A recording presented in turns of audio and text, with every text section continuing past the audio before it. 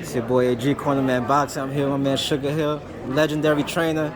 You know what I'm saying? It's an honor, it's a pleasure. First of all, thank you for your time, Coach. How do you feel today, man? I feel good. I'm just getting here in New York. Had a kind of a long travel, but I'm here, and what could be better? Right, where are you coming being from? in the Mecca. I was in Las Vegas. Okay, were you out there with Nico and Kat?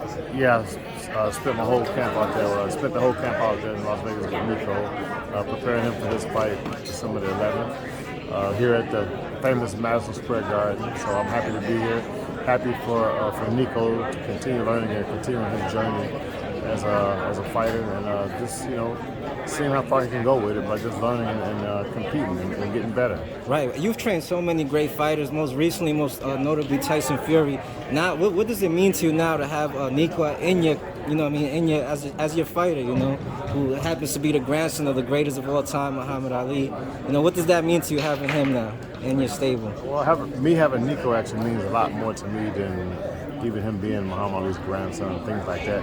It's just that, he's a novice fighter, and I like to teach. I love to teach. So it's me teaching him.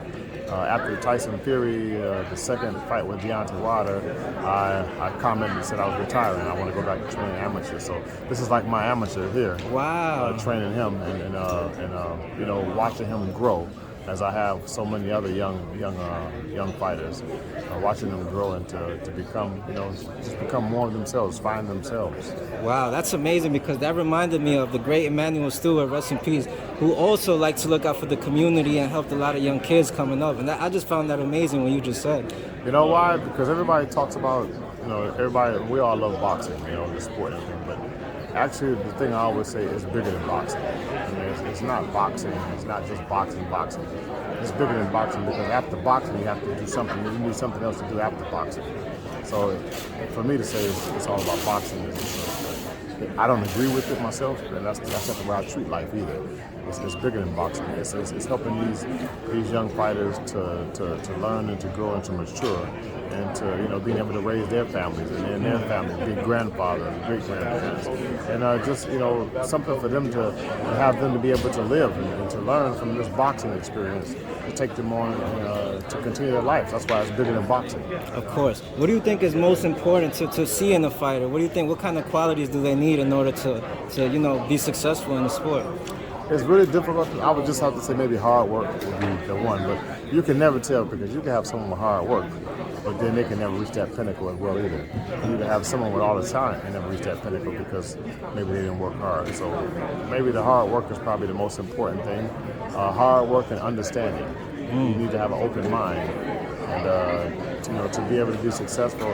And an old trainer named Walter Smith from the Kronk Gym as well, he always said a champion is crazy. Everybody who's a world champion is kind of crazy. There's something crazy about him, and I have to think about that and be realistic, because everybody in the world ain't gonna be a fighter and don't want to be a fighter. And everybody in the world is made up of different characteristics. So maybe the champions are missing something else that the person who don't want to box has. So that's what makes that champion special. And everybody's special in their own way of what they want to do. And that's why each human is so unique and different, and that's what makes the world evolve. Wow, that's crazy, because I told one of my fellow coaches yesterday, to be a boxer, you got to be a little crazy a little bit. And King Kong, the heavyweight, told me as well, you got to be crazy in anything to be successful. You got to be crazy about it, like just do it every day. And a pain junkie. I mean, what other sport do these? You got two fighters in the ring. I mean, totally pissed off at each other. But when the bell rings, they just turn around and go the other way. Until the bell rings again for them to start up again. Right. Crazy enough, ain't it? Right. Now, Coach, what do you think is the most important thing a trainer should have in order to be successful? What kind of qualities or mentalities should he have? Number one is patience. I've heard that before. And people tell me I have so much patience, but I don't really feel like I have patience. And it's probably because I love the sport and I love teaching it. So for me, I want someone to learn. So having that, me having patience, it doesn't even seem like I have patience. It's just something that I love to do, is to teach, and I know that comes with it. So just understanding the process of teaching, you need to have patience and understanding. So it's a lot more. It's hard. You asked me two good questions, but it's hard to just say what's the most important. It's not.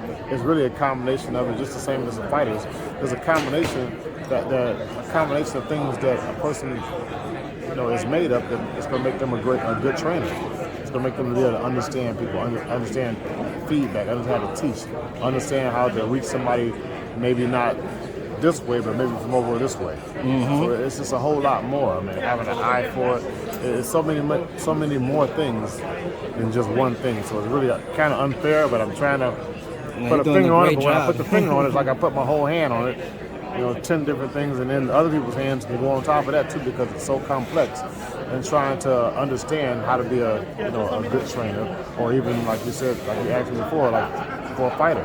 Right. It's much more complex than we could even sit here and try to discuss. Right. A lot of these things could be mental mindset, and then your heart as well, right? It's so many things. Like I said, it's hard to put a finger on it. Actually, it just takes these different characteristics put together, and everybody's not going to have the same characteristics, but it still leads them to the same place. Absolutely. Now, Coach, let me just pick your brain a little more. From a technical standpoint, what kind of things should a fighter do in order to go forward or be successful?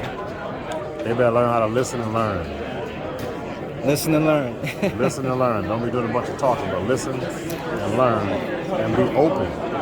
They have to open their minds. So, for one fighter example that opened his mind was Tyson Fury. Wow, yeah. He was already a very well accomplished fighter, champion and everything, undefeated.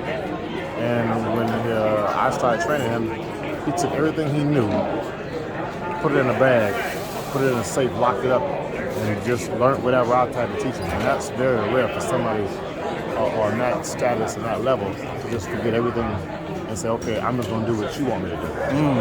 I mean, you notice the difference with Tyson. He was putting a lot of oomph in them punches. Like, that right hand was looking crazy. Knockout time, baby. Yeah, what time is it? Knockout time. You said it yourself. Now, Coach, we won't take much longer of your time. What kind of message do you have for the kids that you may motivate or inspire back in Detroit or around the world? The only thing I can really give to the kids is just to learn from. I've always taught my fighters to learn from everybody. So learning is not always good. You can learn something bad. And that learning something bad could be like, don't do that because it's bad. And now you know what to do is good. And just be mindful of other people. Treat someone how you want to be treated. If you have to make a decision on somebody, maybe you have to discipline them or something. But just give them think about it as if you were in their shoes. That's the best way to make it a good decision. Absolutely, Coach. You got any final message you want to give to anybody out there? Just knockout time. Knockout time? Every time is knockout time. Right. Coach, where can we follow you for any followers that may want to, look up to you? I mean, follow you or whatever? Follow me for anybody getting knocked out. Knockout time. Thank you so much, Coach. God bless you and wish you the best. All right.